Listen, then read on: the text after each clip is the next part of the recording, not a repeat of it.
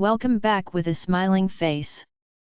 Links to previous episodes are given in the video description, so don't forget to like, subscribe and share the video. Whispers of Betrayal. Episode 1. Synopsis. Macy was born into a modest family, her childhood shaped by the quiet resilience of her father, a Vietnam War veteran. Though their lives were humble, they managed to get by, thanks in large part to Augustus, a powerful business tycoon. Augustus owed his life to Macy's father, who had saved him during the war, and never forgot the debt. When Macy's parents passed away, Augustus made an unexpected proposal. He arranged for his son, Julius, to marry her. Macy agreed, not out of obligation but because she had always had a soft spot for Julius. As children, they'd shared moments of laughter and friendship, and she believed they could build a life together. Julius, however, was initially reluctant. The idea of marrying Macy seemed foreign to him, but eventually, he became accustomed to the arrangement. For a while, their lives seemed peaceful, but whispers began to stir. People couldn't understand why a girl from such humble beginnings had married someone like Julius, a man of wealth and privilege. The rumors and questioning glances began to weigh on him. Slowly, those doubts took root, warping Julius's perception of Macy. He began to lash out, accusing her of being a gold digger, and the love they once shared gave way to cruelty. In moments of rage, he slapped her, each strike leaving an emotional scar deeper than the last.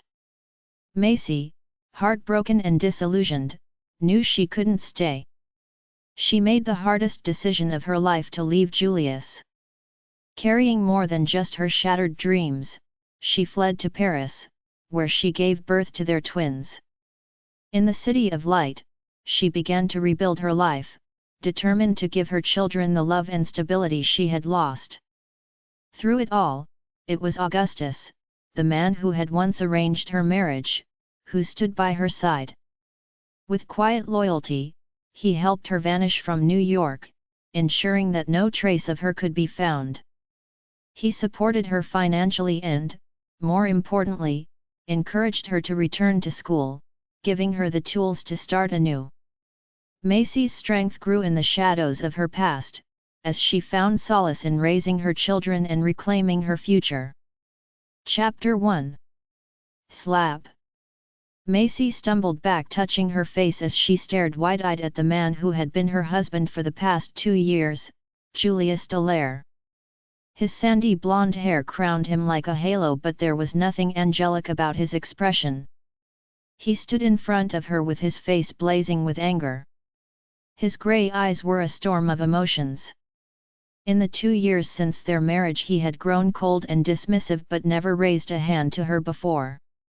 His breath smelled heavily of alcohol and she could only guess how many drinks he imbibed since they arrived at his father's public birthday celebration. "You're just like the rest of them, aren't you?" Julius demanded. "You're just a gold-digging W***E. And no, shut up. I don't want to hear it." "But I'm not. What were you doing cuddling up to James? My money not good enough for you?" "I wasn't. He came up to me. I told him, I said I don't want to hear your lies." Macy clenched her jaw, rubbing her sore cheek. Tears welled in her normally bright green eyes. 2 years and he still didn't believe a word she said, especially not when he had been drinking. 2 years? No. Actually, it was longer than that. After all, they had grown up together. "You can go home first." With a look of disgust he turned and walked out of the private corner where he had dragged her from the crowd. Macy stood trying to compose herself. Their marriage had been one of convenience more or less. Her father was a veteran and served in Vietnam. There he met and saved the life of Augustus Delair. After coming home her father suffered severe PTSD. Her mother, a nurse, encouraged him to use art as therapy and it worked. Slowly he pieced himself together, married and started a family. Art remained an important part of her father's life. He tried to make it his livelihood. Though his paintings were praised for their innovative compositions and unique use of color, the fact they always depicted war scenes and soldiers meant there was only a limited demand for them, and her father never made much money. In contrast, Augustus Delair started a business empire. Despite the vast difference in their social standings, Augustus remained their steadfast supporter. Her father refused to take handouts, and in order to support his friend, Augustus became his most loyal patron, buying most of her father's paintings, thus ensuring they had an income. They were never rich, but they had what they needed. Though her father wouldn't take charity, he was glad to accept invitations to family gatherings and occasionally family vacations. Macy grew up alongside the Delair brothers, March and Julius. They were like the cousins she never had. March treated her like a younger sister, and she secretly developed a crush on Julius when they were 8. Her father passed away from a heart attack when she was 16. Augustus became an even stronger supporter of her and her mother. In memory of his friend and the one who saved his life, he vowed to help Macy and her mother in whatever capacity they needed, even assisting her to attend the School of Visual Arts. Her college plans came to a sudden end when she turned 20 and dropped out to care for her ailing mother, who passed away shortly after. 2 years later, she and Julius married. It was Augustus who first proposed the idea of marriage to one of his sons. She wasn't sure if it was charity or his abiding desire to ensure her a comfortable future. March was over 10 years her senior and already married, which naturally left Julius as the groom of choice. Though she initially spoke out against it, her secret crush on Julius had only grown over the years. It had taken some time for Julius to agree. Macy tried not to seem overeager, but inwardly she was thrilled. At first their marriage seemed to work. Despite his earlier reluctance, Julius was a model husband, attentive and sometimes even caring. It was her hope eventually he would come to love her, but it changed 6 months ago.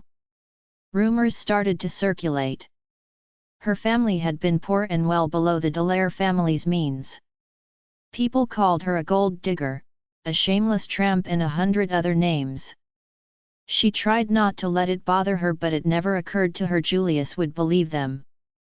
She smoothed her dress and fiddled with her vibrant red hair that had come loose from its taming braid. Her naturally curly locks were hard to completely tame, and she didn't have much skill in working with it. That had always been her mother's doing. Wiping away her tears, she finally summoned the courage to leave the nook. Hugging herself, she carefully made her way through the crowd that carefully avoided meeting her gaze. Nearing the bar, she looked to see Julius surrounded by 5 gorgeous women. Tears came unbidden and her hands dropped to her stomach. Why? Why now? Why here? How could he do this to her? Macy. Turning toward the gruff yet gentle voice, she saw her father-in-law looking at her with concern.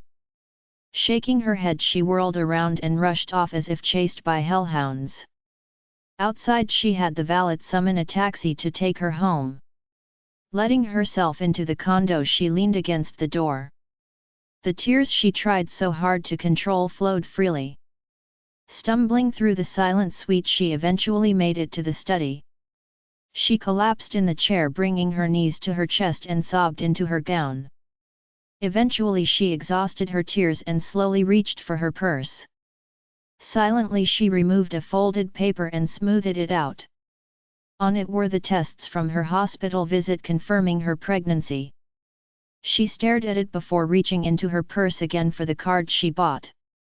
Pulling it from the envelope, she read the front, "A surprise for you," before opening it to reveal a copy of the ultrasound picture. A small arrow pointed out the baby's position.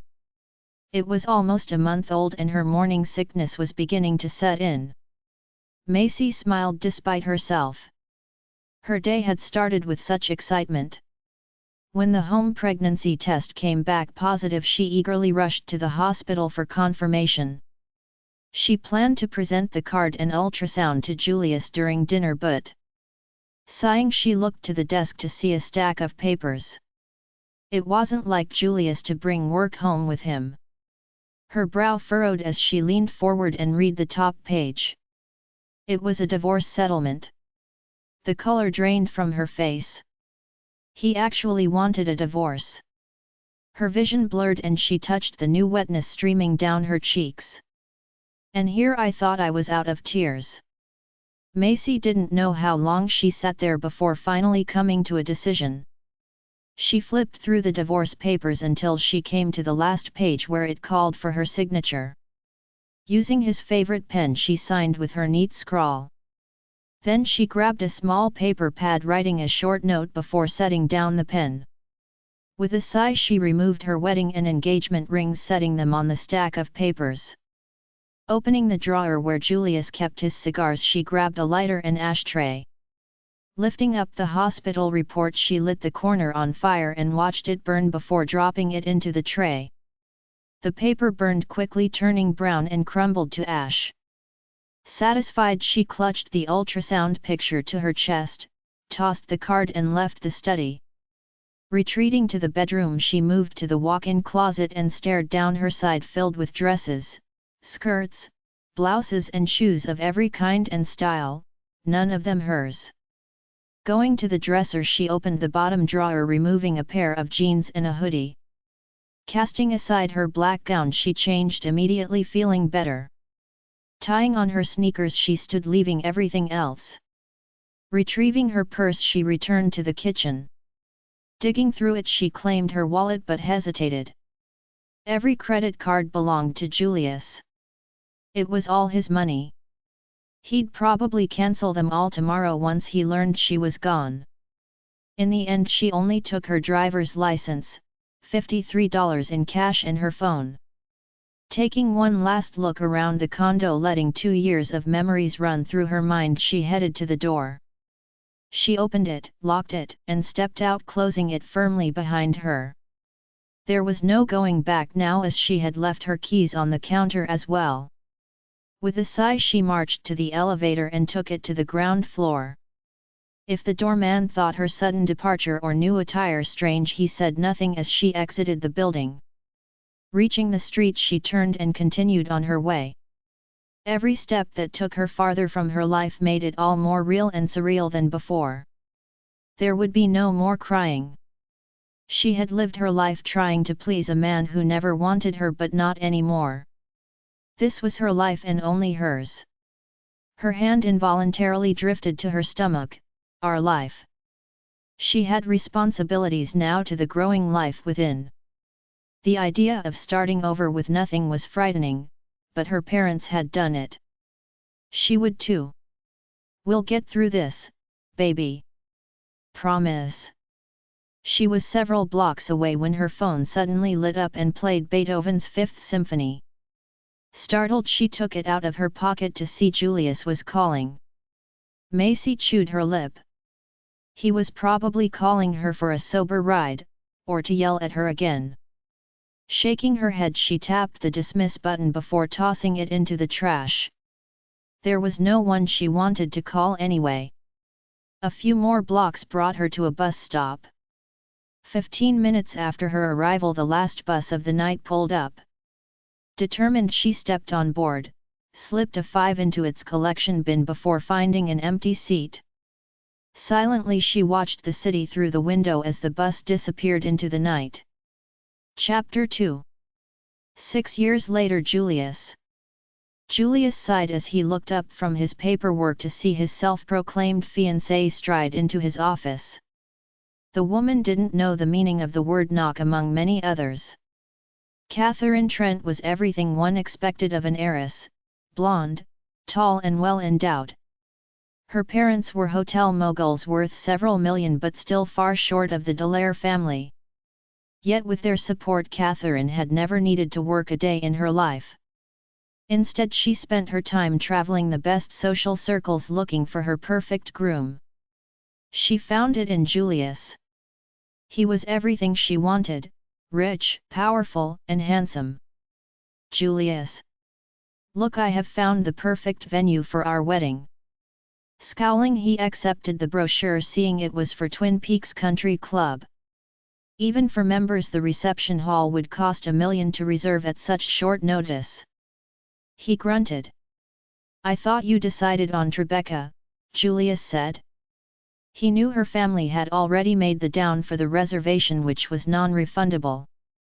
Despite being a prominent family, they still had limited means and certainly couldn't afford to throw it around even for their daughter. That one was fine, but this one will take the wedding to the next level. Catherine squealed. No what? I said no, Julius glared, not likely to repeat himself. The other hall is already reserved. But Julius, don't you want? No, he snapped. Catherine brought her lip forward, quivering it as she pouted. Julius glared at her, unyielding.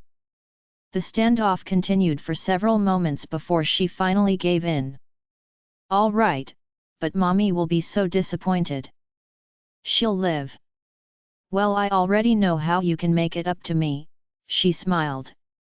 I want M. Gray to be our photographer. Who? Really, Julius, sometimes I think you were born under a rock. Catherine gave him another brochure. This one was for an art exhibit. Apparently M. Gray was a photographer and quite famous. The brochure announced the opening of the new gallery and its exclusive contract to display M. Gray's work in America. Julius knew very little about art, so he only gave it a cursory glance. M. Gray is only the most famous photographer of this decade. Everyone praises his work as genius. Can you just imagine what our wedding will look like through his vision? Julius gave a noncommittal grunt as his phone rang. Picking it up the receiver, he answered, Prescott, to what do I owe this call? Catherine waited impatiently as he listened to the man on the other end of the line. Julius hoped she would take the hint and go, but she remained as if determined to get the last word in. No. I told you before we weren't interested. Yet, maybe next time. The moment Julius set the receiver down, Catherine began exactly where she left off. The gallery's grand opening is next week and will have M. Gray's newest show on display for the first time anywhere. It will be the perfect opportunity to contact the artist, you know, face to face. It's supposedly really difficult to contact them. I guess he's a bit of a recluse or something, but there is no way he would deny seeing us. Julius shrugged. An outing to an art gallery was the least offensive of her usual appeals. Though his answer was less than enthusiastic, she was satisfied. Pecking a kiss on his cheek, she breezed out as quickly as she entered, finally leaving him to his work. Scowling, Julius grabbed a handkerchief and wiped away the lingering wetness Catherine left on his skin. Her touch was nauseating. Glancing at the brochure again, he realized the gallery looked familiar. Opening a drawer, he removed an invitation that had arrived a few days ago for the grand opening of the same gallery. He remembered it because it was an invitation sent by his father. Augustus Delair was not much of an art aficionado, and yet he now somehow owned a gallery and wanted to display the photographs of this artist. Were they also war buddies, just as he was with Macy's father? And now Catherine wanted to go to the gallery to appeal to this photographer too? What was so special about M. Gray? Not for the first time he wondered how he got himself roped into this situation. Angrily he stood and went to his liquor cabinet, pouring himself a glass of whiskey. He knew exactly how he got here. 2 years ago he got drunk like he did most nights since Macy's disappearance. Catherine came up to him and aggressively started making out with him right at the bar. His mind had been elsewhere. His inhibitions and standards were lower. So low, in fact, he was beginning to wonder if something had been slipped into his drink. Luckily his brother was at the same party, peeled her off of him and took Julius home to sleep it off. Shortly after that, Catherine started to claim he was her fiancé, even going as far as buying herself an engagement ring. He hadn't cared in the beginning, but now she was planning their wedding. One moment of weakness and his life was sliding out from under him. Pouring himself another drink, Julius returned to his desk. But really it started falling apart long before that. Hesitating, he unlocked the bottom drawer to remove a small velvet-lined box and a folder. Taking another sip of his drink, he opened the folder. On top was a pack of papers, divorce papers. Lying on top of that was a short note written in a careful scrawl. In moments he was taken back to that night 6 years ago. Slam. Macy. How dare you ignore my calls? Julius shouted as he stumbled into the apartment. Macy. Don't ignore me. We're not done talking. He made it through the entry, past the kitchen, tossing his keys and phone on the counter without really seeing it or the items left on it, and skirted the living room as he headed toward the bedroom. If he had been sober, he might have realized it was too quiet and no one would be able to ignore his drunken ranting. Macy. He burst into the bedroom only to find it empty. Undeterred, he headed for the master bath, intent on finding his wayward wife. Throwing open the door, he stumbled all the way into the luxury shower before he realized she wasn't there. Turning, he staggered toward the door, kicking over the garbage can and tripping on the trash that spewed across the floor. Sprawling on the bedroom floor, he passed out completely. A splitting headache woke him the next morning. Rising from the floor, he shuffled through the trash to reach the toilet and relieved himself. He groaned as he head slowly woke from its fog, and a thought suddenly occurred to him. Macy. Don't think I've forgotten about last night, he called. Quickly washing his hands, he kicked his way through the garbage again.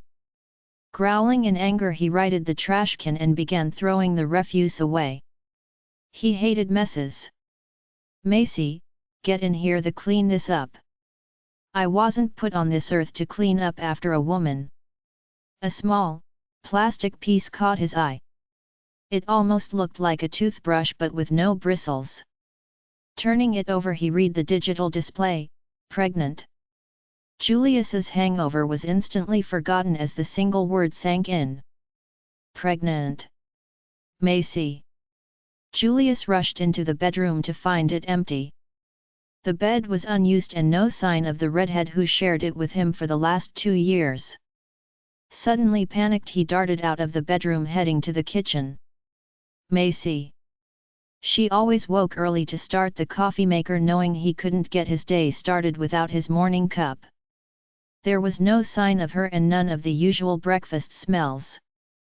The living room was likewise absent of life. He continued to check every room of the condo, refusing to believe she was really gone. The faint smell of burnt paper eventually led him to the study. Here at last was something she had touched.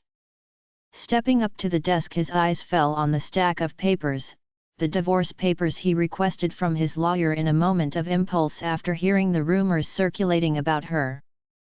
He had been enraged that she thought she could play him for a fool. But he was a fool. Resting on top was her engagement and wedding rings. It was a simple, understated set. Her engagement ring was a smooth band with 5 small stones, 3 diamonds and 2 emeralds. The wedding band it was made to attach to was likewise a simple band with 3 stones, 2 diamonds and a slightly bigger emerald in the center. Underneath the rings was a note. With a shaking hand he reached for it. You win. I officially want nothing from you. No. No, no, no, no. Panic sent his heart racing as he spun around and headed to the kitchen again.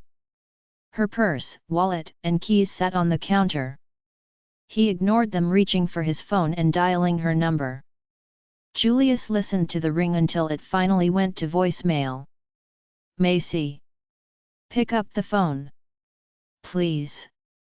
Hanging up, he dialed again only to receive the same results. He tried again. Julius was ready to try a 4th time before a thought occurred to him. Checking to see the time was past 8, he searched his contacts for a new name and hit send. It rang twice before a chipper voice answered. You've reached the Lord of the Underworld, Chris, shut up. Julius snapped. He was not in the mood for the usual antics of the director of his company's IT department. Okay, geez. Someone woke up on the wrong side of the bed. Just shut it. I need you to track Macy's phone and tell me where she is. You realize that is illegal, right? I don't care. She's not answering and I need to find her. Can you do it? What's the number? 646-555-4547. Julius ran a hand through his hair. Just so you know, I'm doing this because she might be in the gutter somewhere, because that will hold up in court. Julius let out an audible groan. She couldn't be injured. Dear God, let her be okay. Out loud he demanded, well. Hold on. This takes a little time even if you do it legally. Do you know if her phone is on? It rang before going to voicemail. Julius headed to the bedroom to change, switching his phone to speaker. Good. If it was off it would go directly to voicemail. Julius pulled on a pair of jeans and a clean polo before returning to the entry for a jacket and shoes, all the while watching his phone and waiting for Chris's verdict. Just as he reached for his keys he got his answer. Got her. Where? She's about 6 blocks from you. Just down the street. Julius rushed out the door and down to the underground parking. Leaping into his favorite car, a blue Shelby GT, he raced out onto the street following Chris's directions. He suddenly screeched to a stop at a quiet intersection. Climbing out, phone in hand, Julius searched for any flash of red hair. Where is she, Chris? She should be right there. You're practically on top of her. Chris, there is nothing here. Julius cut himself off as his eyes fell on the garbage can on the corner. Chris, call her phone. The spirited sound of Beethoven began to play. Blood drained from his face as his fears crept in. Clenching his jaw, he approached the can, shoving off the cover. Reaching inside, he rifled through the trash before straightening with her phone in hand. Julius began to shake, trembling with rage and fear. It couldn't end like this. Please. Boss. Chris asked over the phone. She threw it in the trash. Damn. Okay. So what now? We have a route. She obviously came this way. There have to be cameras. Yeah, but I don't care how you get it done. Find her. Setting aside the papers, he picked up the stack of 5 photos underneath. Their resolutions were poor. Only one was in color. They were retrieved from various sources: a neighbor's ring, an ATM, surveillance, and security cameras. One thing they all shared was the subject: a woman dressed in jeans and a hoodie as she walked down the street hugging herself. Only one gave him a proper view of her face as she walked under a street light. Despite the poor resolution, it was clear she was upset and had been crying. Her normally sparkling eyes were clouded with sorrow and fear. Macy had always been a vibrant woman, but in the image she was pale and listless. She looked broken, abandoned. He had done that. It was his fault. Numbly he flipped through the photos as guilt gnawed on him. They tracked her to a bus stop and then she simply disappeared without a trace. He spent the last 6 years trying to find her, but always he came up empty. Finally he came to the end of the folder and last 2 items. He had combed the hospitals to find the one she visited. He now had a copy of her tests confirming her pregnancy, as well as a picture of the ultrasound estimating the baby's development. Julius stared at them for a long, quiet moment. He had people stake out several hospitals hoping to catch her. Babies required careful monitoring even before they were born, but she never appeared and no one recalled a woman matching her description.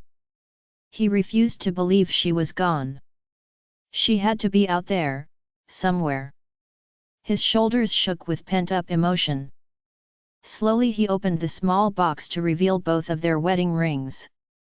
Next to hers was his own, a silver-colored band inlaid with a green strip through the center. He had worn his for 4 years after her disappearance, refusing to give up hope. Julius fingered the tiny diamonds and emeralds, belatedly recalling they were in fact their birthstones. With a sigh he once again found himself silently rehearsing his planned speech for when he found her again. Would he ever be able to say it? Would she even listen? "Macy, where did you go? Come home, please." Chapter 3. Julius, you look like hell. With a sigh he turned to face an older version of himself. March was 10 years his senior, and growing up the brothers had been quite close. Their connection remained to this day. Standing next to each other it was not difficult to see the family resemblance: sandy blonde hair, grey eyes, prominent nose, chin, and jaw. They could almost be twins. Julius gave his brother a warning look before sipping his whiskey. All around them were people dressed in fine suits and summer dresses despite the lingering chill of spring.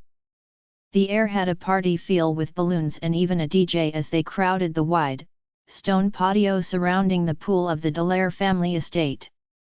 A large sign declared, "Happy Birthday, Augustus." Augustus Delair was the reigning patriarch of their family empire. At 65 he was as domineering as ever, and despite losing his much-loved wife to cancer 30 years prior he soldiered on with a sharp mind and cutting wit. He was known to be ruthless to his enemies but exceptionally generous to his friends.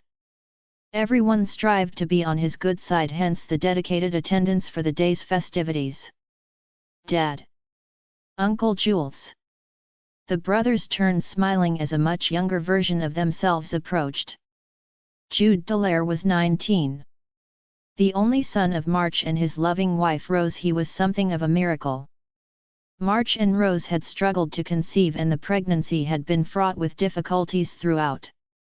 Jude was born 4 weeks premature and struggled to survive even with the latest technology and techniques. Yet all that was hard to imagine now. His height rivaled his father and he was an open, charismatic young man with a bright future. There had been no doubt in his mind about following his father's footsteps as the only heir to the Delair business empire, and was currently enrolled at Southern New Hampshire. "Jude!" March exclaimed, wrapping his son in a bear hug. Like their father, March always wanted a large family.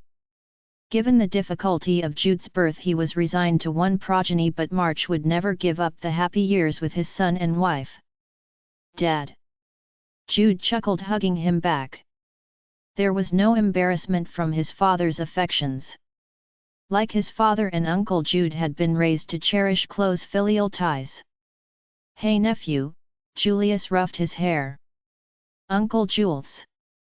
Jude mockingly whined about his hair being messed up. "How's school?" "It's all right," Jude shrugged. "Honestly, the stuff they're covering is pretty basic. I learned more on Bring Your Son to Work Day." "Well, it's only your first year," March chuckled. "And not everyone has your advantages." "True," Jude agreed. He knew he was exceptionally lucky. "What's the matter, uncle? You look like you haven't slept in days." "Just a little stressed at work," Julius made an excuse. "There's your mom," March said, changing the subject. "Make sure you say hi before you disappear." "Sure. Sure." Jude laughed but obediently went search of his mother. "It's about Macy, isn't it?" March said quietly when they were alone again. The anniversary of her disappearance was around the corner. Every year Julius's mood got worse and his drinking increased to dull the depression and guilt, but it never worked. The collapse of Julius's marriage made news 6 years ago, yet was all but forgotten now. Still, not even March knew the whole truth, that she had been pregnant at the time. It was a secret Julius simply couldn't bear to tell. Julius scowled. "Brother, I know how you feel, but you have no idea how I feel," Julius snapped. March had been there that night, though he hadn't seen their argument, only the aftermath. He pulled his brother away from the bar and the social harpies congregating around him to demand what he was doing and where Macy had gone, only to receive a disgusted answer: "She's probably flirting with some other guy." It took everything in March not to hit his brother right then and there, but settled for calling him an I*T. Shoving Julius toward the door, March told him to head home, get his mind right and talk to his wife. He had hopes for his brother's marriage, until it all came crumbling apart. "Okay, you're right. I don't. But you might have to face facts. You might not ever see her again. Don't you think I know that? Do you think it makes it easier?" "No. I don't imagine it does. Is that why you put up with Catherine? She keeps the others away. And what about the wedding she's planning?" Julius grunted, not offering a genuine answer. He had no plans to marry her.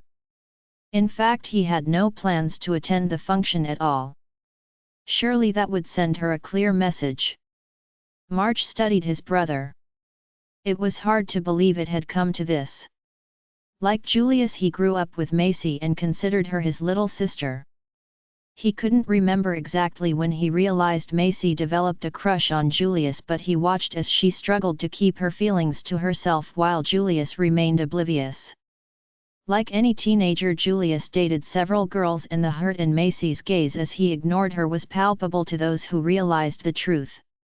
When Augustus proposed their marriage, March supported the idea, hoping time together would help Julius finally realize the truth about Macy's true feelings, but it had all come crashing down. Only now in her absence did Julius realize how much she meant to him, but it was too late. If March could turn back time, he knew he would have done more to help his brother.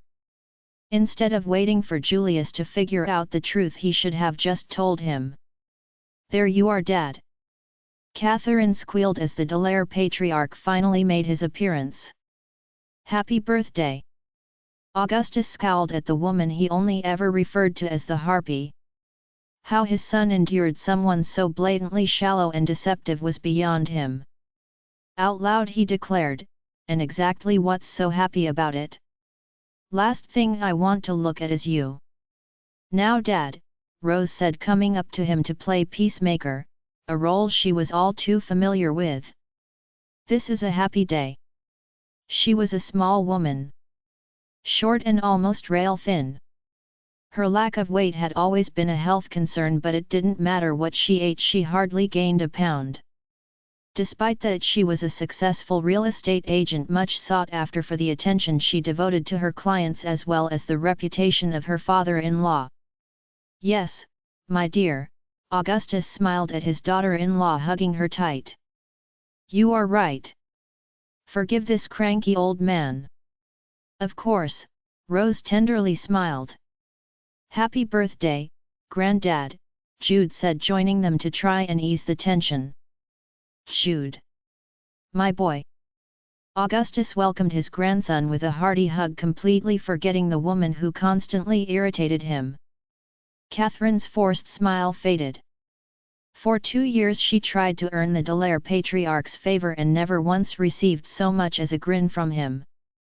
He was ruthless in his rejection, and without Julius to contradict him or support her, no one else dared stand against Augustus. Augustus was a man of intense loyalty and filial love. He cherished his family and was ready to defend them to the death. It was well known he always wanted a large family, and had he not lost his wife so early, he might have had 10 kids and still not been satisfied. After his loss, he devoted his time to his sons and later his grandson. Rose easily earned her father-in-law's favor, and it was known he treated her as a cherished daughter.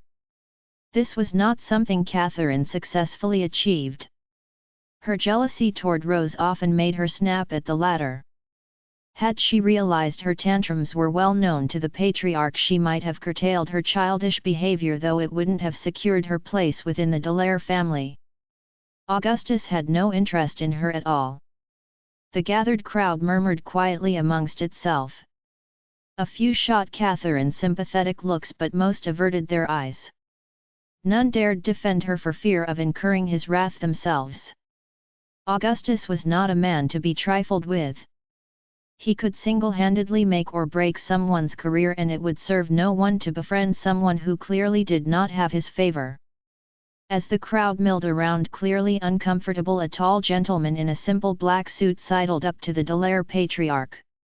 His dark hair and eyes, as well as his impressive 6'5" height, made him instantly recognizable: Stephen Hugo, Augustus's personal aide as well as secretary, valet, chauffeur and, some said, bodyguard.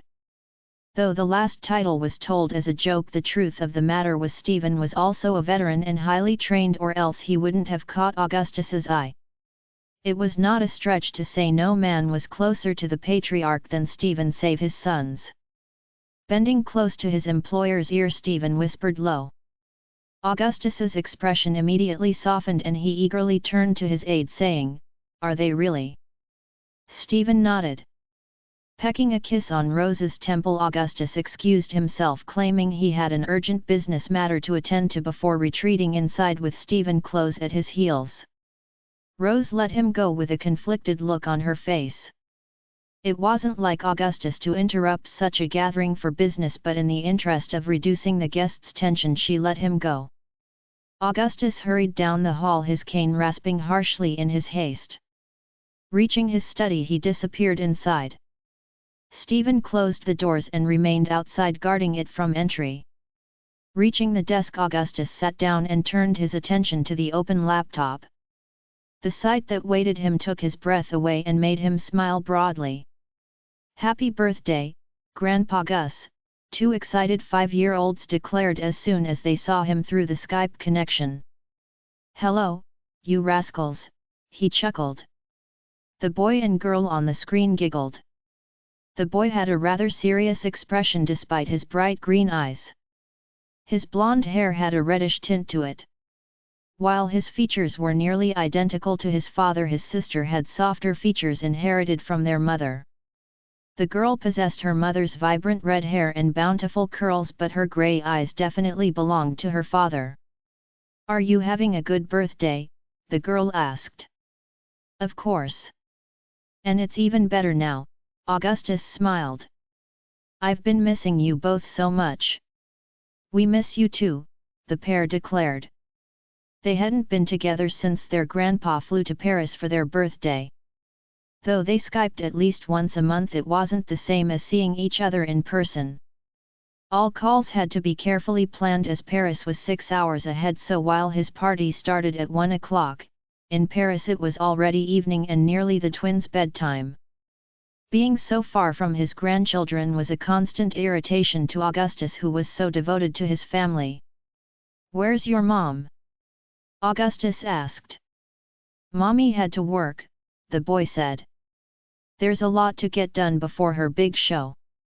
"Ah, that is right. It's only a week away," Augustus nodded. "We have a special present for you, Grandpa," the girl said. "Oh, do you?" She stepped back from the screen as her brother carefully set up his keyboard. Placing his hands on the keys, he played Beethoven's Ode to Joy. Augustus sat back as the all-too-familiar chords echoed around him. His smile broadened as the boy's fingers nimbly moved along the keyboard with practiced ease. The melody unexpectedly changed to a far simpler one with an upbeat tempo, and soon the girl's voice chimed in, "Joyeux anniversaire! Joyeux anniversaire! Joyeux anniversaire, Grandpère Gus! Joyeux anniversaire à toi!" Augustus chuckled at the adorable pair. The only thing that could have made it better was if they were able to perform the number in person. How he would have loved to see his grandchildren sing and play their song in front of the stunned crowd.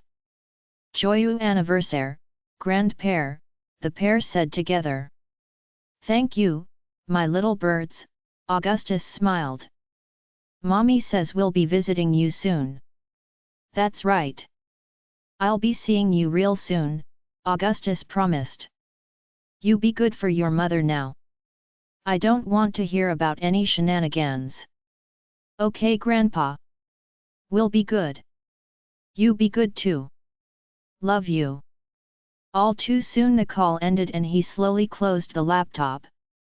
Augustus leaned back, savoring the memory of his grandson's expert piano playing and his granddaughter's clear, sweet voice.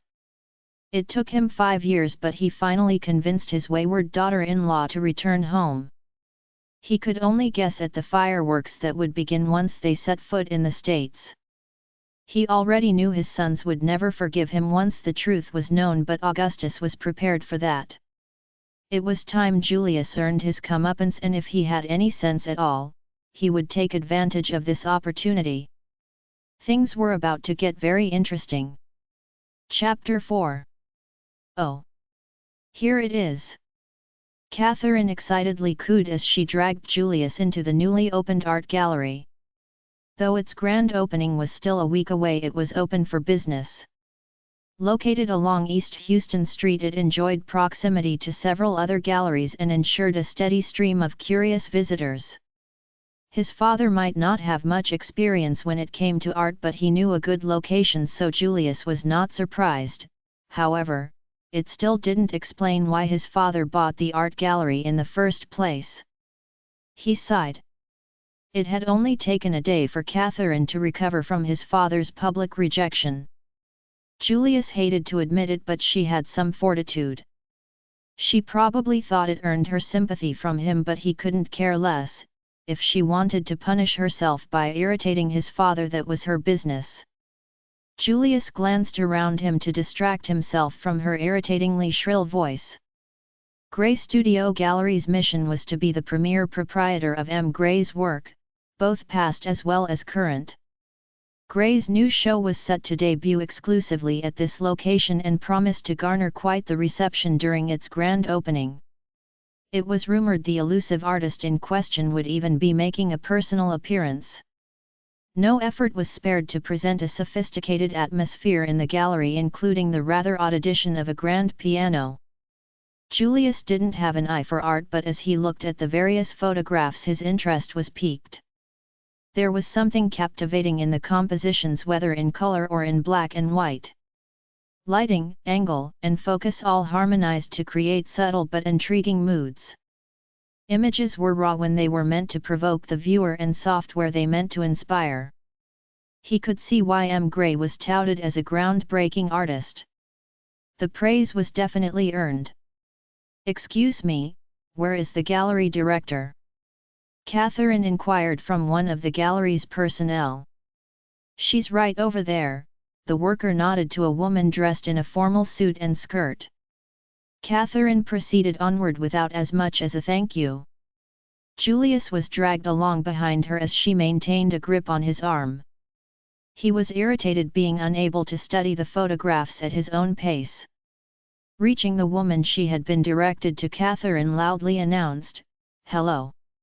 Are you the art director?" "Curator," the woman corrected with a forced smile. Her brown eyes studied Catherine with an undisguised look of disdain. Though the gallery had yet to celebrate its grand opening, she had already been inundated with several amateur art experts. Some came merely to ogle and some to haggle. A few of the more annoying ones insisted they knew the artist, which should guarantee them a discount. Most wanted to add to their collections in an effort to prove they were on the cutting edge of the art scene, not because they had any genuine appreciation for the artwork itself. Having seen so many, the curator quickly placed the woman approaching her into the same superficial category. The man, she wasn't quite certain about. He seemed to be reluctant to even be there, though his gaze kept drifting to the artwork on display. "I'm Sylvia Adwin. How can I help you? We're planning our wedding and I thought M. Gray could be our photographer. He would make it so magical," Catherine announced in a rather loud voice, hoping to impress the other patrons. "I'm very sorry, but Gray does not accept commissions." "Excuse me?" Catherine scoffed. "Our wedding will be the social event of the year. Gray should feel honored we even considered him.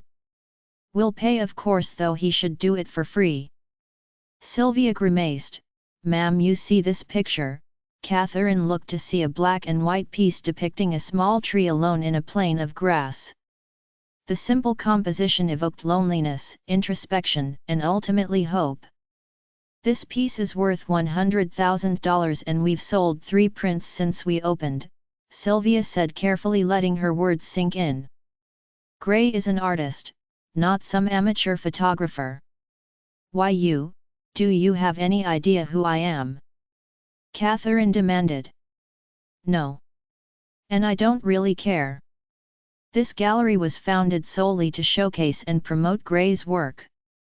It is not an advertisement seeking employment. It is a celebration of someone's unique artistic eye and style."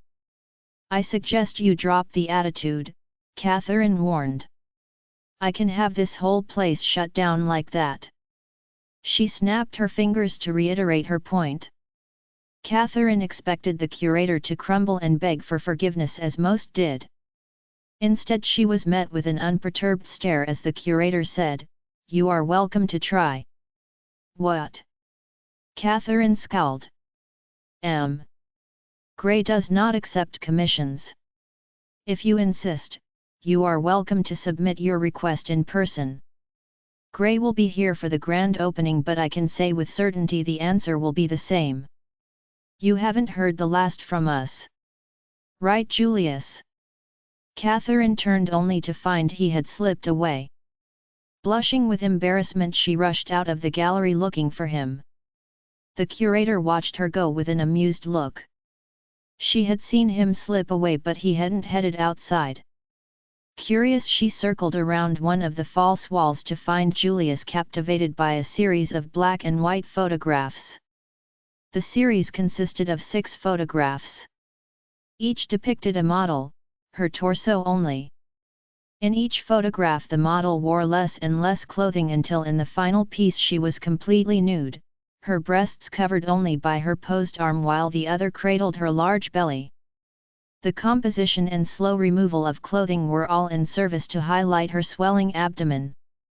Beside each photograph was an ultrasound picture depicting the developing baby within courtesy of the Hôpital de Paris. Beside the final photograph the ultrasound depicted 2 fetuses cradled together, revealing the meaning of the series title, 2 Hearts. "It's an impressive series, isn't it?" the curator asked, standing beside him. "It's one of Gray's masterpieces, the first really." Julius nodded, not taking his eyes off the final piece. Would Macy have looked like that in her final month? What would it have been like to hold her then? To know their baby was soon to emerge. People often make the mistake of thinking men have all the power, but in truth women do. After all, only a woman can create life. Slowly Julius's raging thoughts calmed. Only then did he feel ready to return to work. Before he left he bought the entire 2 Hearts series, only the third to do so from the gallery's exclusive 50-print run. Augustus scowled as the meeting droned on. He glanced at his youngest son, who seemed distracted but better composed than he had been the last few days.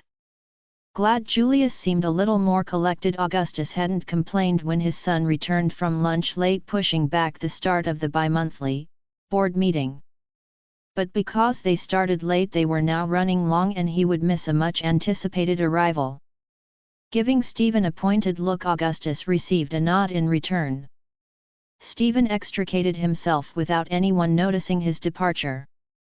That was the advantage of constantly shadowing his employer.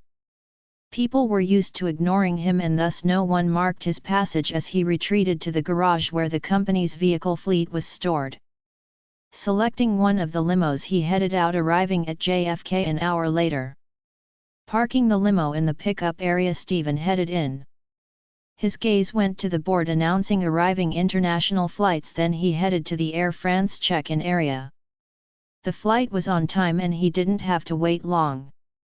Even customs seemed to be operating efficiently and soon the passengers were steadily streaming into the terminal.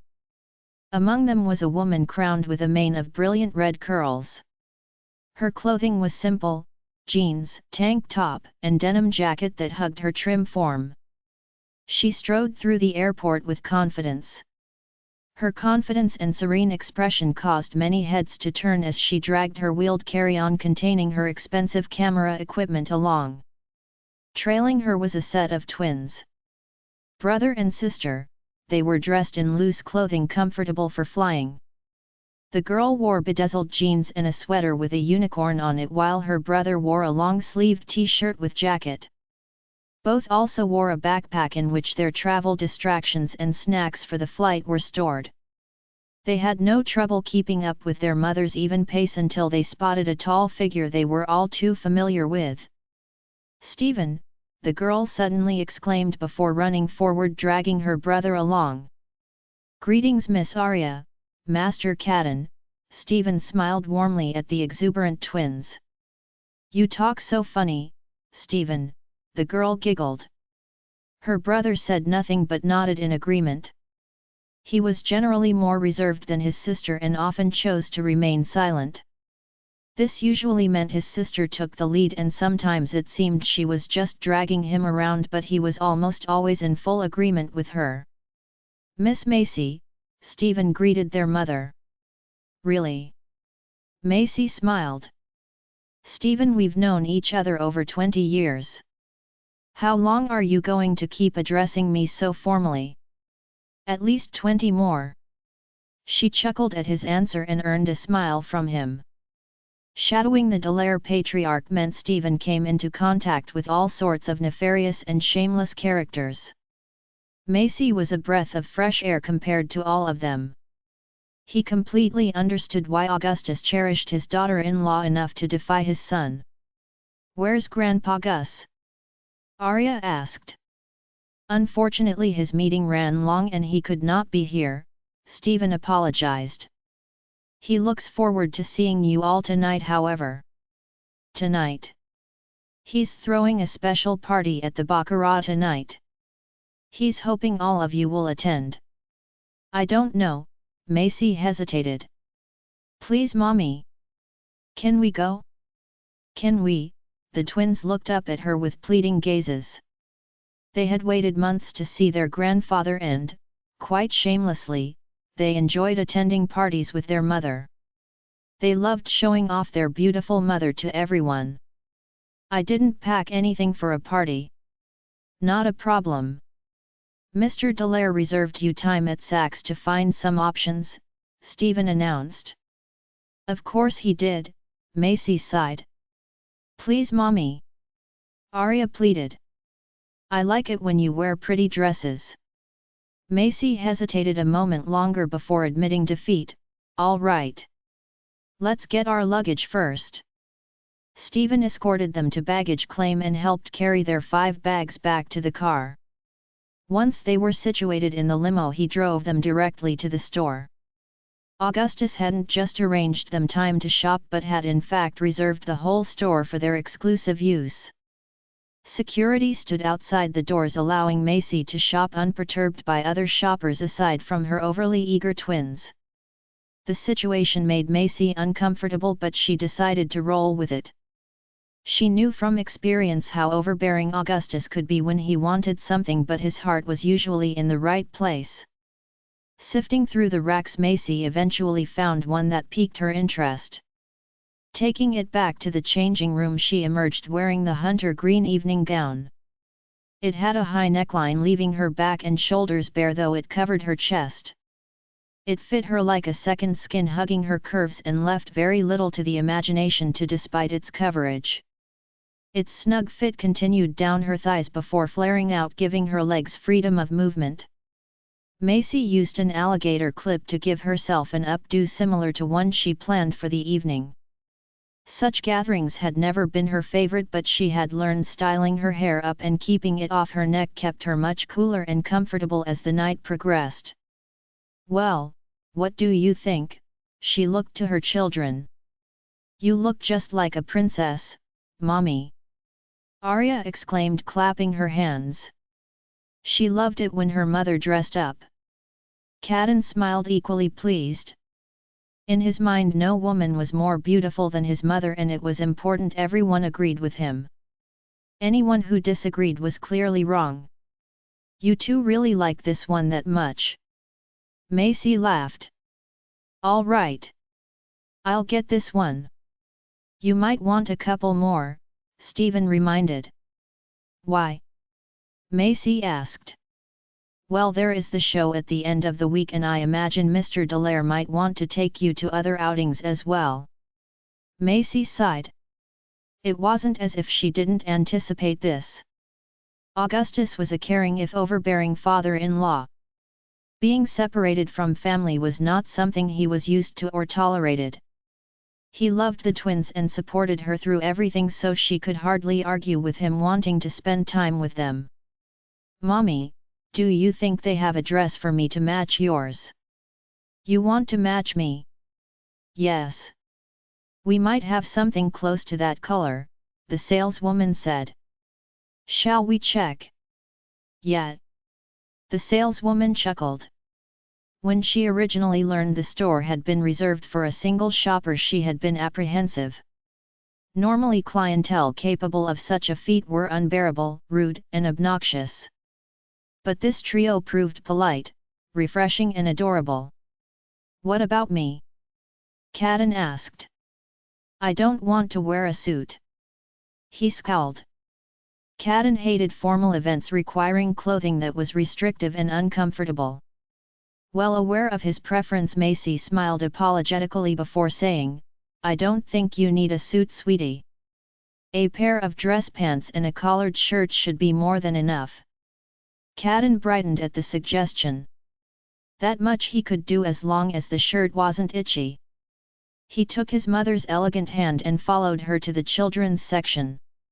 When they found their suitable choices, the kids disappeared into the changing room and emerged in their party clothes. Arya wore a sleeved party dress. The top was a similar green to her mother's gown and made of soft velvet. Her skirt was satin white layered with lace.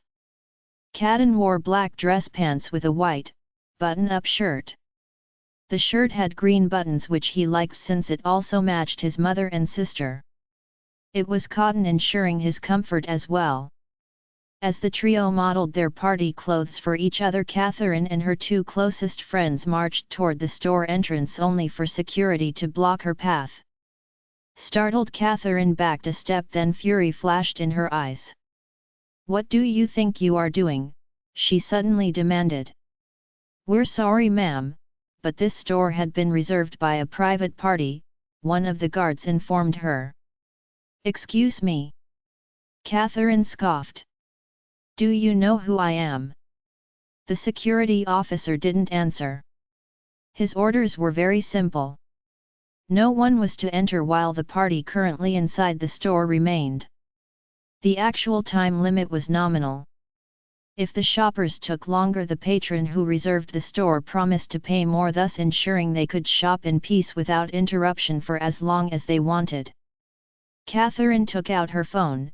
If you refuse to be reasonable, I'll just have to call my father. He'll have you fired. Are you sure you can handle that? I'll be fine, ma'am, the guard informed her. Are you sure you can handle the consequences? Catherine felt her face warm as she angrily dialed her father. As soon as he answered, she began her tirade. Daddy! I'm outside Saks and they won't let me in. They say the store has been reserved, but this is the only time I can get my dress. Okay, her father sighed with slight irritation for being called out of his meeting. Let me call the store. Catherine waited impatiently, tapping her foot as the minutes ticked by. The security personnel remained unperturbed. Just when she was out of patience, her father finally returned to her. Come back to the store later. What? But Daddy, I need my dress now. Leave it and come back later, her father yelled. We can't afford to irritate the client who reserved the store. But, no buts, her father hung up and Catherine was left without recourse. This was the second time she was left without satisfaction. After complaining about the rude curator, she berated her father to have them fired, only to be met with much the same excuse. There were only a handful of people capable of reserving an entire store, and a select few of those had the clout to ensure no interference. If she was on better terms with Augustus Delair, she could enjoy the same preferential treatment, but she dared not even call Julius after the debacle at the gallery. He made no effort to assist her in securing their photographer and then disappeared without a word. "Come on!" Catherine snapped at her waiting entourage. "Let's go!" Chapter 5. In the end, Macy bought 2 gowns as well as outfits for the twins, knowing Augustus he wouldn't be satisfied with anything less, and she hated shopping enough to only be bothered with it once. She managed a small victory in beating Stephen to the credit machine and paid for the clothes herself. He wanted to take them to a jewelry store, but Macy refused. She was not one for flashy shows of wealth, preferring to keep things simple. Stephen didn't press the issue. Mr. Delair had expected as much. If he insisted, he would buy the jewelry at a later date and present it to her. Stephen had taken careful note of their purchases so he could relate color and style should Augustus wish to shop for accessories. Once they were finished shopping, they paused to eat. Arya and Cadden voted for McDonald's. Fast food was a novelty for them, as such establishments were not popular or common overseas. Stephen had no reason to deny them, and Macy offered no argument. Afterwards he drove them to the villa Augustus prepared for them. Arya and Cadden excitedly ran through the clean, modern home. Their apartment in Paris couldn't compare to the sheer amount of space available. There was even a backyard with a small pool and jacuzzi. The kitchen was stocked with their favorite snacks. A number was left on the fridge for them to order whatever groceries they required for delivery. The twins' shared bedroom had also been carefully prepared. Each had their own twin bed with extra soft mattress and bedding. They both had a desk, dressers, shelves of books and toys to match their preferences. Their grandfather had spent more than enough time with them to know their personalities as well as likes and dislikes. He arranged everything to feel like home and ensure their comfort. Running to the living room, they immediately gravitated to the grand piano. Cadden climbed on the bench and lifted the cover. He touched the keys in awe. His keyboard at home suddenly seemed like a poor imitation now as he sat at the real thing. Without hesitation he began to play. The house was soon filled with the melody of Coldplay's Clocks while Stephen brought in their luggage and shopping bags. Macy stood looking around her. Slowly she stepped toward the patio door to look at the pool and well-manicured yard. There was a small building tucked to the side. Even from his distance Macy could see the red light above the door. Combined with the lack of windows and ample ventilation, she knew it was a private dark room, no doubt already stocked with all the needed material to develop photographs from negatives. She shook her head looking to Stephen and said, "This is too much. It was Mr. Delair's wish you would have everything you need. The villa's location is also near the gallery, which will be convenient for you." Macy sighed. She knew coming back was going to be difficult. Here Augustus could exert much more influence. He was only trying to support them, but sometimes it was just too much. For now she would accept it as a grandfather doting on his grandchildren.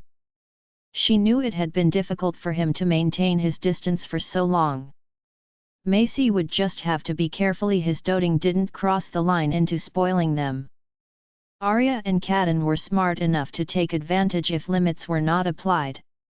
"In the garage you'll find 2 vehicles for your use," Stephen informed. Macy only nodded. She needed transportation unless she wanted to rely on Stephen the entire time, so she would accept those gifts as rentals. For that matter, she could consider the villa itself as a rental. Thinking of it that way made it a little easier. She would ignore the fact Augustus probably purchased everything under her name. "The party starts at 7 at the Baccarat." Macy nodded. The Baccarat was one of Augustus's favored venues, so it didn't surprise her. Unfortunately, it conjured bad memories. 6 years ago she suffered her worst humiliation there after all. She shook herself free of the memories. It would be different this time. She was different. The important thing was Arya and Kaden. Nothing else mattered but them. They took time to settle in before preparing for their debut. Macy used a clip to tame her mane into a cascading updo. She used only light foundation to smooth blemishes, though she made no attempt to conceal her freckles. Preferring to keep a natural look, Macy avoided heavy makeup. She even avoided lipstick, using a gloss instead. "Me next! Me next!" Arya eagerly exclaimed. Macy laughed. She separated her hair and used clips to create soft pigtails that still allowed her natural curls to bounce. Luckily, Macy had become skilled in taming such curls, as Arya always wanted her hair done in a new style. Kaden's hair was much easier to maintain, especially as he insisted on keeping it short. Once they were prepared, they headed to the garage. As promised, a pair of vehicles waited for her, a Mercedes S-Class sedan and an EQS SUV. Shaking her head, Macy selected the sedan. Car seats were already installed and the twins happily buckled their seatbelts. They couldn't wait to see their grandfather again. Using the onboard navigation alongside her long dormant memories made it easy to find her destination. Hotel valets met them to park the car as soon as she retrieved the kids. She led the way to the door, where security let them pass with a nod. No doubt Augustus had given special instruction to allow them in without harassment. Hesitating, Macy took a deep breath before entering. She intentionally arrived a little late to avoid the extravagant entrances of the other guests.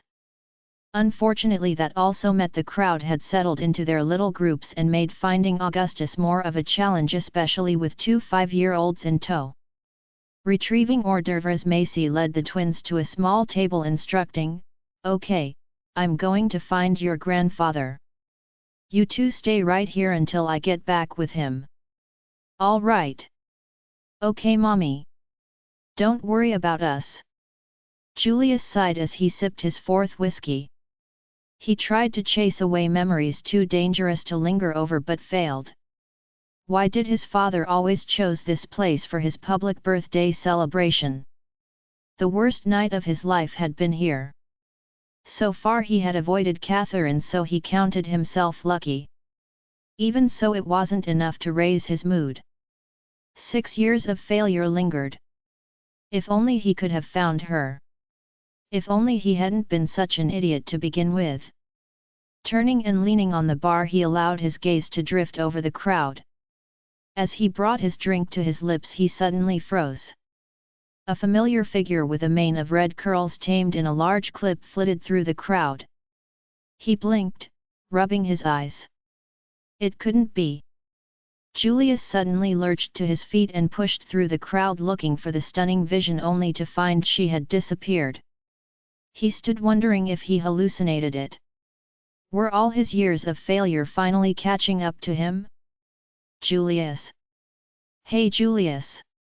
He turned to see his brother. "You better come here. Catherine is causing a scene." Julius rolled his eyes but followed.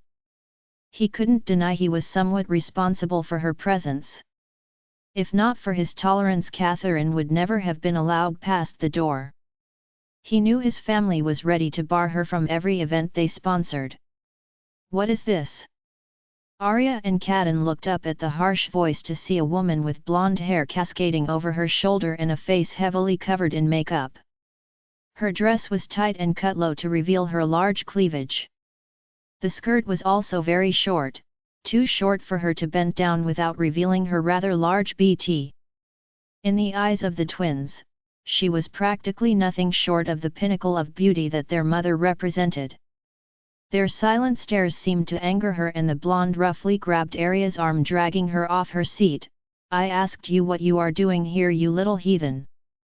Let go of my sister, you old hag."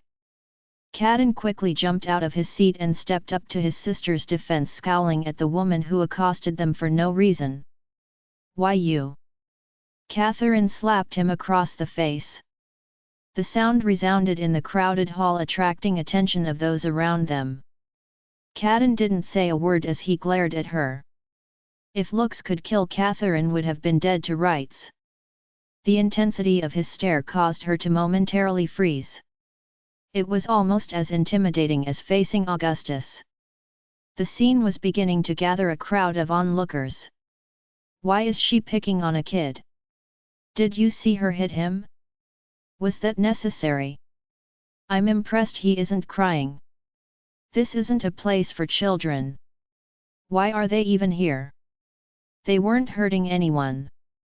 Catherine hesitated as the murmurs reached her ears. It seemed the crowd was not on her side. Her face turning red, she called, "Security! Security! Get these little heathens out of here!" Chapter 6. Julius and March pushed their way through the crowd in time to see Catherine slap the boy bravely standing up for his sister. They stood in shock not only by her hostile behavior but also because of the boy's appearance. His hair had a reddish tint and his eyes were a clear, vibrant green, but despite that he looked enough like Jude to be his little brother. Who was he? Security! Security! Catherine's shrill voice called out. Get these heathens out of here! Door security was already approaching before the summons drawn in by the crowd. They stared from Catherine to the children and back again, not sure what the best course of action was. Catherine was an important guest, but they had been given special instructions concerning the twins by the host of the event himself. Well, what are you waiting for? Catherine demanded while they hesitated. These creatures are disturbing the guests. Get them out of here. Before the brothers could react, another voice suddenly thundered, don't lay a hand on their heads if you want to keep yours. Everyone froze and idle chatter fell silent. The crowd parted, making way for the formidable Delair patriarch. His grey eyes were a storm of rage. Harming his grandkids was a dangerous gamble. The entire crowd felt the unbearable tension, unsure of what was happening. No one knew what to expect until the little girl suddenly exclaimed, "Grandpa Gus!" Without hesitation the pair ran up to the ruthless business mogul. Augustus's scowl instantly disappeared and he dropped to his knee to catch the exuberant pair, wrapping them in a bear hug. "There are my little rascals," he laughed, much to the crowd's surprise. "We missed you, Grandpa," the little girl said. "Why weren't you waiting for us?" "I'm sorry, sweetie. I got caught up with some business." "That's okay. We forgive you," Arya said, her tone almost patronizing. Augustus chuckled, "Where's your mother?" "Looking for you." "Mommy! Mommy! We found Grandpa!" The crowd moved aside, allowing the elegantly dressed redhead to approach. She smiled at the twins, saying, "I see that. Caden. What happened?" Macy rushed forward, kneeling in front of her son, studying the red mark on his face. The boy shrugged off his mother's concern but explained, "That dragon lady was picking on Arya and I told her to stop, so she slapped me." "What dragon lady?" Macy's face darkened. "Her." Caden pointed to the stunned Catherine. Ever since Augustus appeared and claimed the kids as his own, she had been left unsure of the best course of action. She was already among his least favorite people and couldn't afford to irritate him further. Despite this, she had raised a hand to a child he evidently favored. Should she beg for forgiveness? Maybe if she fawned over the children and complimented on how adorable they were? But why should she debase herself like that? Green eyes shining with rage, Macy stood marching toward the blonde who dared accost her children. Reaching Catherine, she offered no warning before slapping her so hard Catherine stumbled back in surprise. Catherine stared at the furious woman in front of her. No one ever dared lay a hand to her before, but the woman in green offered no apology and showed no remorse. "If you ever lay a hand on my kids again, I promise you no one will ever find your body," Macy declared before spinning around and marched back to her children, who watched impassively as if this was an expected reaction. Over the years they had endured a few bullies, mostly poking fun at them for not having a father. Rarely did the taunts become physical. The few occasions when the line was crossed immediately brought out Macy's protective side. School officials and parents soon learned never to anger her and mind other children's behavior carefully when it came to the twins. Reaching her children, Macy gently stroked Caden's cheek before kissing him on the top of the head. Augustus cleared his throat. "Have you eaten?" "We had some hors d'oeuvres, but they weren't really good," Arya said. "Well, we can't have that," Augustus exclaimed. "Let's head over to the restaurant, shall we?" "Yeah," the twins cheered. "So how was your flight?" Augustus asked, taking Arya's hand as he led the way while Caden clasped his mother's hand. "We don't like flying," Arya said. "It makes our ears hurt. I got a tummy ache and Caden got a headache. You know, flying does the same thing to me." "How did you like the villa?" "It's great, Grandpa.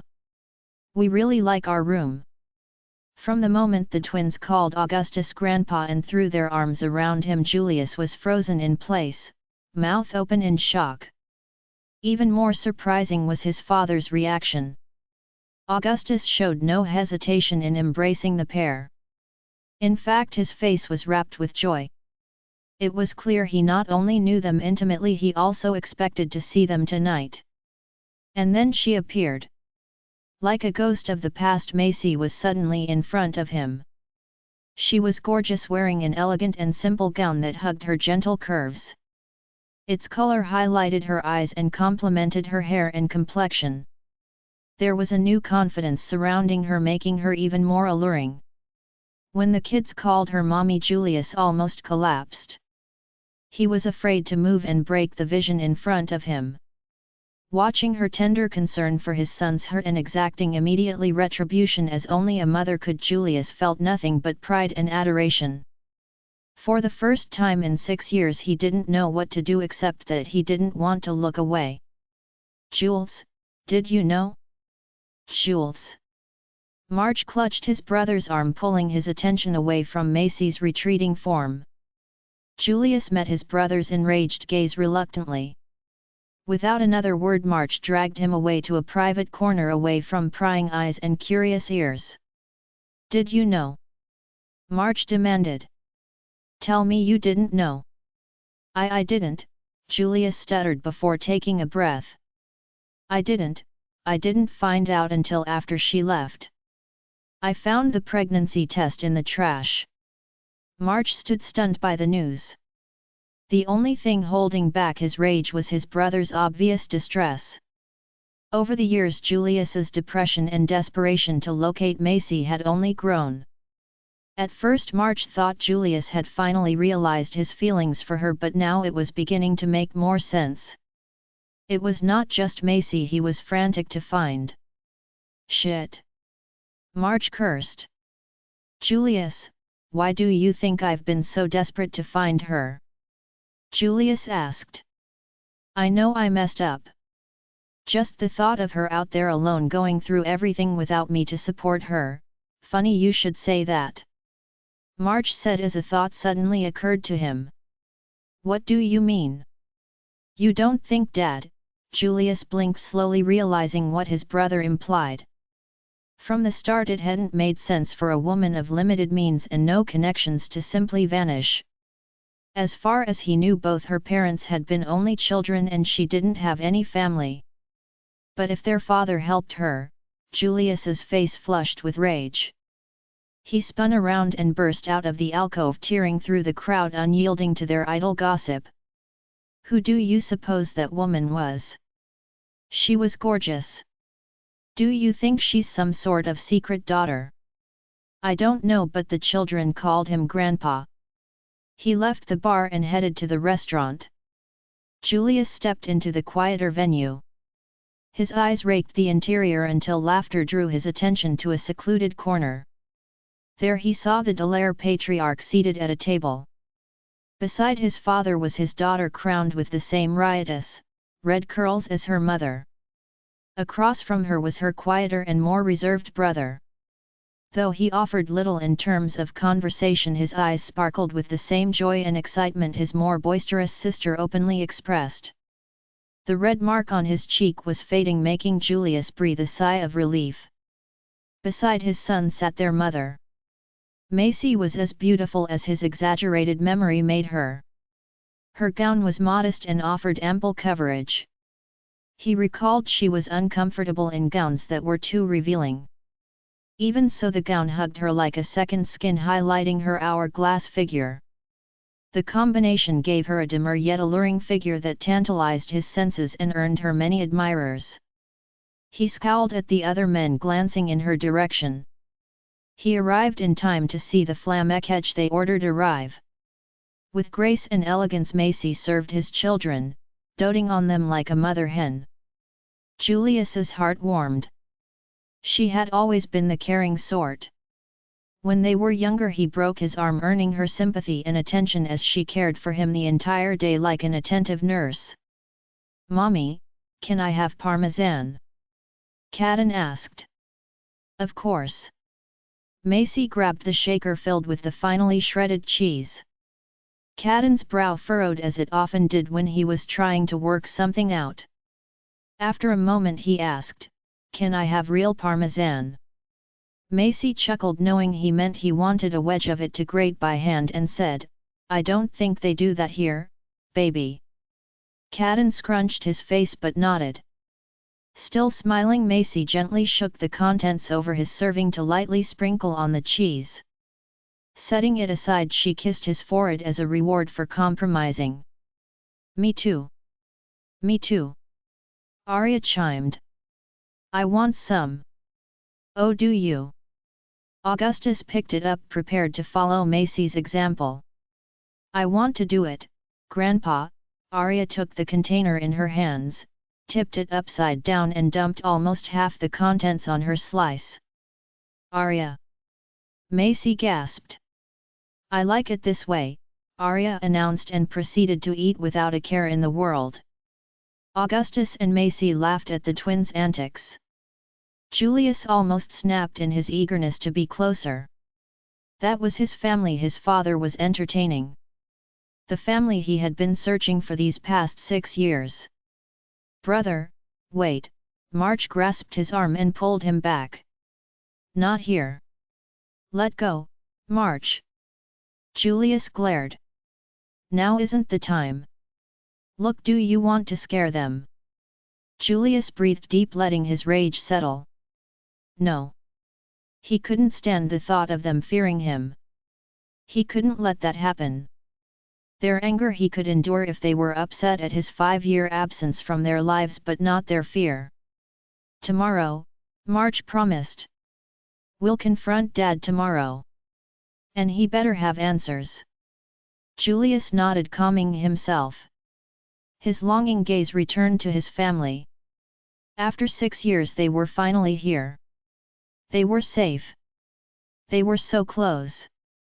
Tomorrow he would get his answers. Tomorrow. Chapter 7. How long? Julius demanded, throwing open the door to his father's office. "How long have you known?" March followed a step behind, closing the door. Augustus looked up from the paperwork he was about to sign. His grey eyes were calm and appraising. Without a word he returned to the paperwork in front of him, signing before handing it back to Stephen. With a wave he dismissed his steadfast assistant before turning his attention back to his sons. "Dad," March prompted when he still didn't speak. "How long have you known about Macy and the twins?" Without a word Augustus reached into the bottom drawer of his desk and removed a small photo album he tossed toward them. Julius remained riveted where he was, hands balled into fists as if fighting the urge to attack his own father, so March stepped forward to take it. He stepped back to stand beside Julius as he paged through it.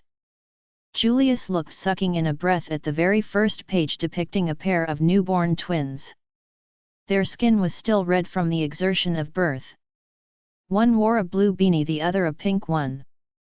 Marge continued to page through the album. They saw pictures of Macy with her growing belly. There was an image of her having an ultrasound taken. Beside the photo was a copy of the ultrasound image with a single word written next to it: twins. The photo diary continued, eventually showing Macy being wheeled into the hospital pushed by a woman with raven black hair, followed by another image of her on the bed clearly enduring labor holding the same woman's hand for support. The next showed a tired Macy with a newborn on her chest. Another chronicled her first attempts at feeding. Still another depicted her cuddling with one twin while the black-haired beauty cradled the other, but it was the final photograph that made their blood boil. The last picture was of Augustus cradling a newborn twin in either arm like the proud grandfather he was. Cadden August Delair and Aria Carla Delair, Augustus finally said as he stood and went to his wet bar to pour himself a drink.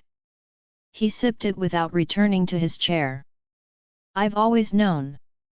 Julius glared at him, struggling to find words to describe his sense of betrayal. 6 years he searched for her. 6 years he missed being at her side and seeing their children grow.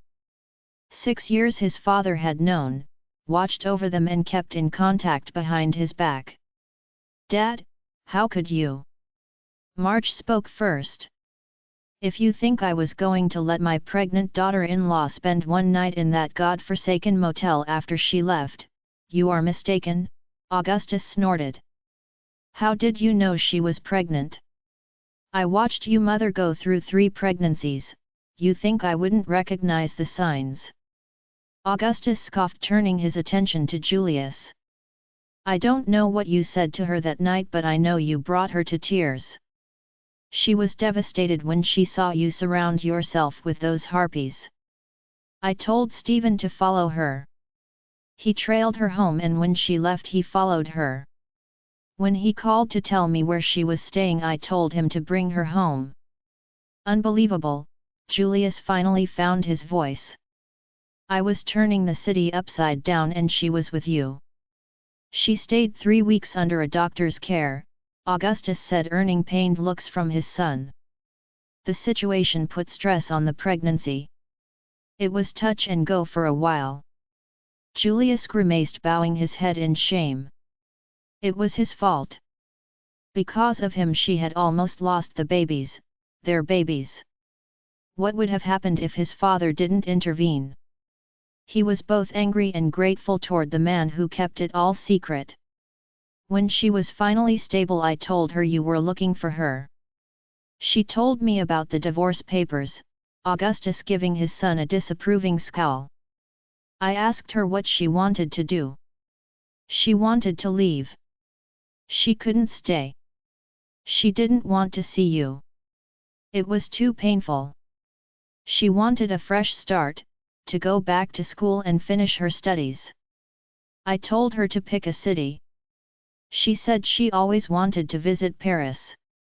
Vaguely Julius remembered Macy talked about seeing Paris. She stopped short of asking him to take her, and instead she treated it like some lofty dream, as if he didn't have a fleet of private jets available to make the dream reality. But that was the way she was. She never asked him for favors or gifts. He should have paid more attention.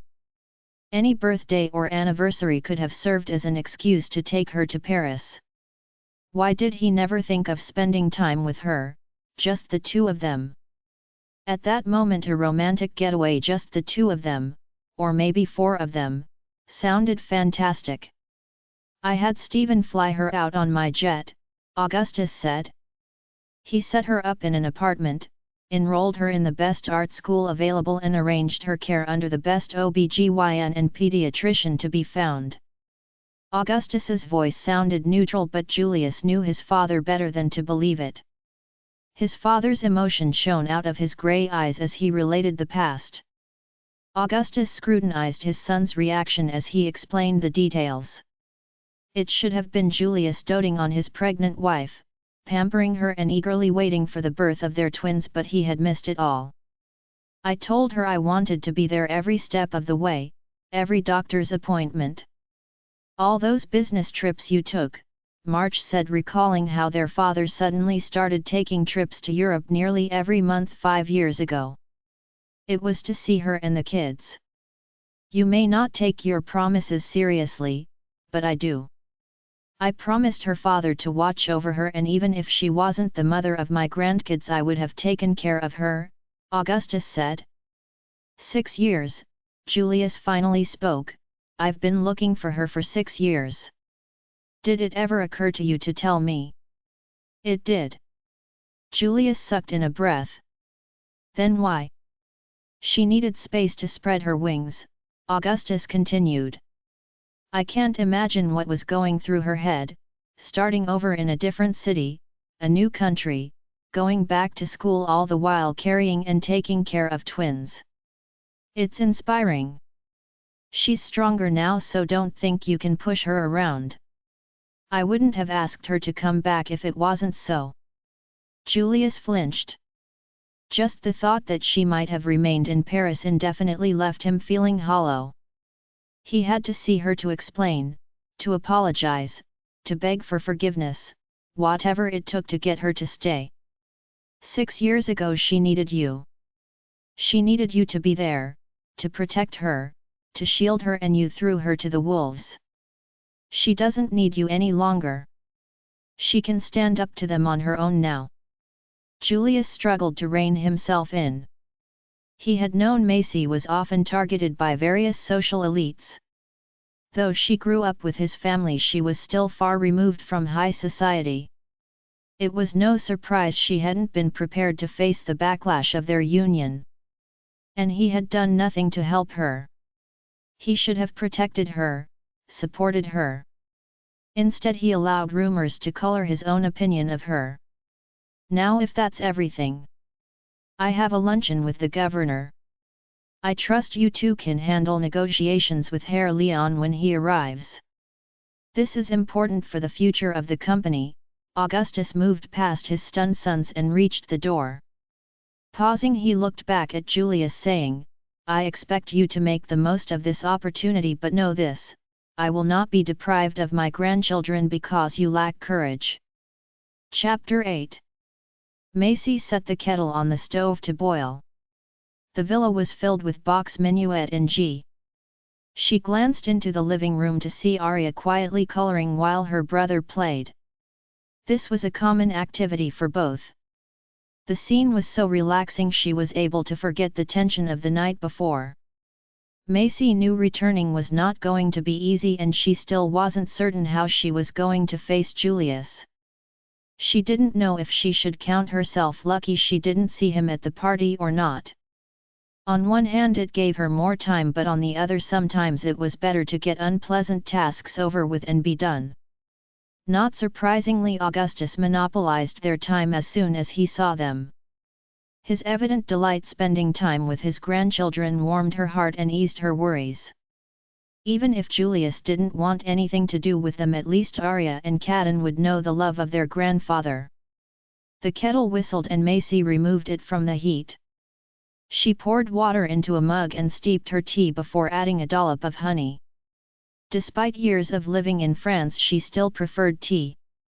Macy recalled Julius could never begin his day without a cup of coffee. Coffee was also the drink of choice at every French café. A few people she met since starting school scoffed when she ordered tea instead. It was her best friend Vicky who encouraged her, saying, "Drink what you want, eat what you want. It isn't anyone's business but yours." Macy smiled. She could really use Vicky's confidence right now. Vicky was forever unapologetic. A fierce woman, she was not just her best friend but godmother and aunt to her children. Vicky was one of 2 people Macy met shortly after moving to Paris and enrolled at the Paris College of Art. But while Paul offered a shoulder to cry on, Vicky taught her how to stand on her own. If she hadn't met Vicky when she did, Macy wasn't sure she would have been able to turn her life around. A knock on the door interrupted her thoughts. Macy set down her tea and walked to the front door. Opening it, she found herself enveloped in a bear hug. Macy stiffened then relaxed as the scent of roses enveloped her. "Hi Rose. 6 years and all you can say is hi Rose." The older woman stepped back to study her. "I've missed you so much. I've been so worried. You just disappeared without a word. I wish you would have called me." Rose was a petite woman. She kept her brown hair short in a bob cut. Her frame was thin and lacked obvious curves.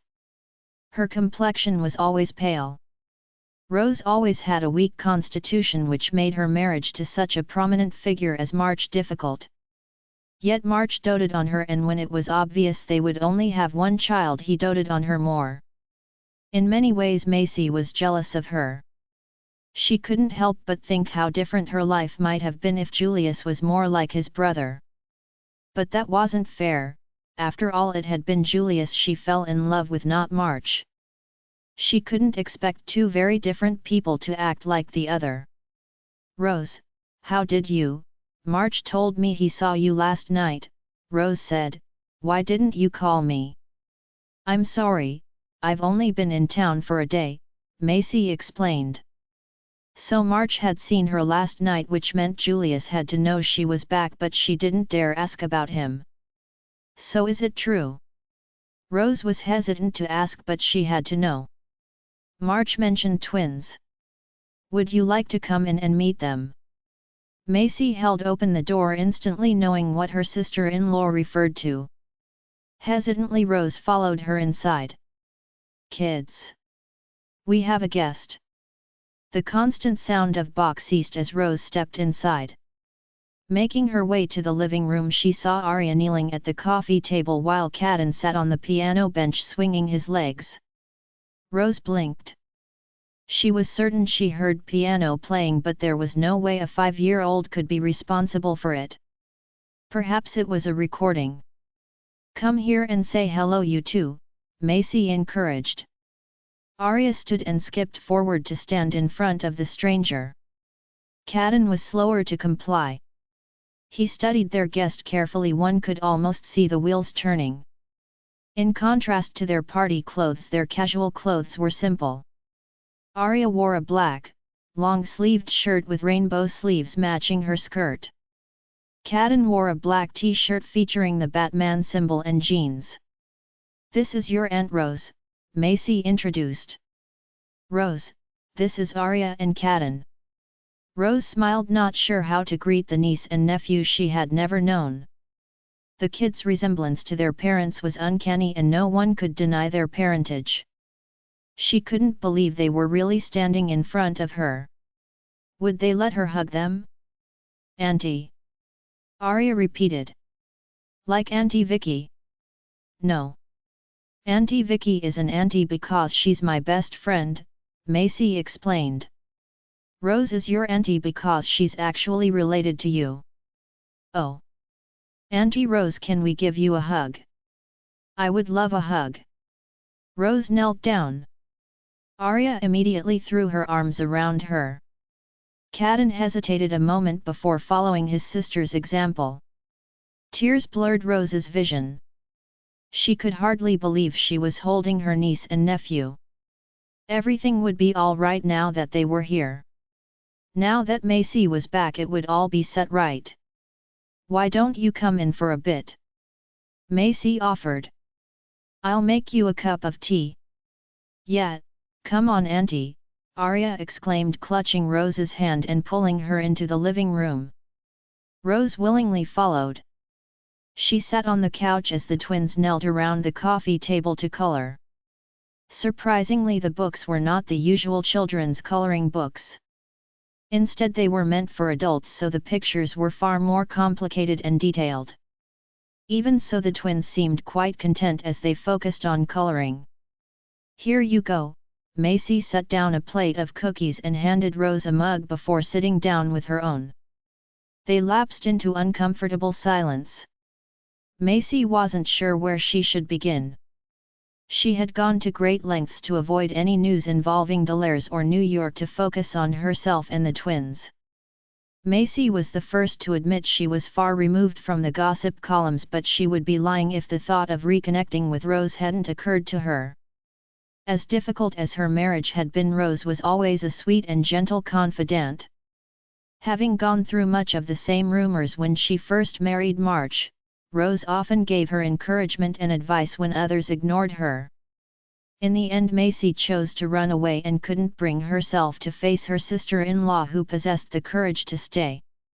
Rose sat with hundreds of questions in her head. How had Macy been? Was the pregnancy difficult?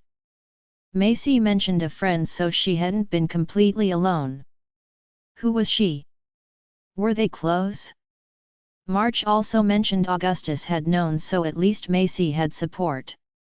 Why hadn't she called? Was she afraid Rose would tell Julius? So, how have you been? Rose hesitantly asked. Good. I went back to school, Macy answered. I finally got my degree. You did? That's fantastic! Rose exclaimed. She remembered Macy often lamented never completing her education. I'm so proud of you. Macy blushed. She missed her sister-in-law's unfettered encouragement. The conversation stalled as neither knew how much to ask or tell about the past. Rose looked again to her niece and nephew. Jude is not going to believe it when I tell him. Who's Jude? Arya asked. Despite seemingly focused on her coloring, she listened carefully to the adults. He's my son. That makes him your cousin. We have a cousin. Yet. What does he look like? Would you like to see a picture? Yes. Rose chuckled as her enthusiasm as she brought out her phone.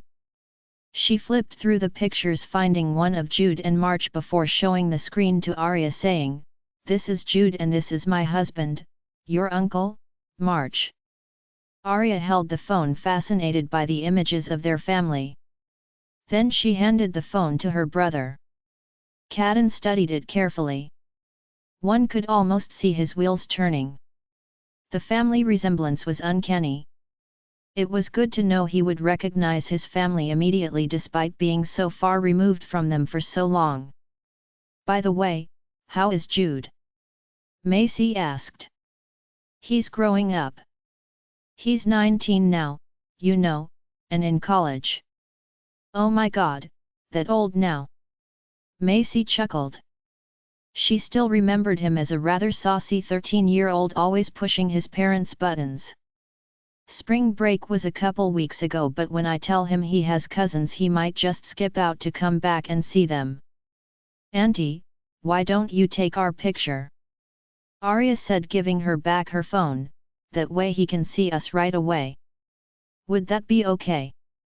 Rose looked to Macy, who smiled and nodded. Arya scooted closer to her brother as Rose raised her phone. While Arya smiled brightly, Cadden managed a grin, but his green eyes betrayed his joy. Rose snapped the picture quickly before glancing at the time. Oh my! Is it that late? Rose stood. I should get going. Macy showed her to the door, disappointed they couldn't spend more time together, but Rose was a successful real estate agent and socialite, so she was bound to have a busy schedule. At the door, Rose hesitated. She wanted to offer support should Macy need help with the twins, but she wasn't sure Macy would accept it. Auntie! Auntie! Don't forget your pictures! Arya suddenly came running with two colored pictures. One depicted doves and flowers, while the other was of a branch of roses in various stages of growth from bud to bloom. Each was signed in bold crayon, "To Auntie Rose, love Arya, and love Cadden." Tears threatened to fall as she accepted the pictures. To her surprise, the pictures were neatly colored and kept within the lines, but Rose was too emotional to truly register it. Macy, if you ever need help or a babysitter, anything, please call me, Rose finally said what she really wanted to say. Here's my phone number.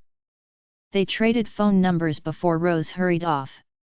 Macy watched her go with a mixture of emotions. There was much about her old life she missed, but there were also things she didn't. She wasn't sure how to balance the difference. Join our Facebook and WhatsApp group for more updates, link is given in description. Rest audiobook will be continued in next episode.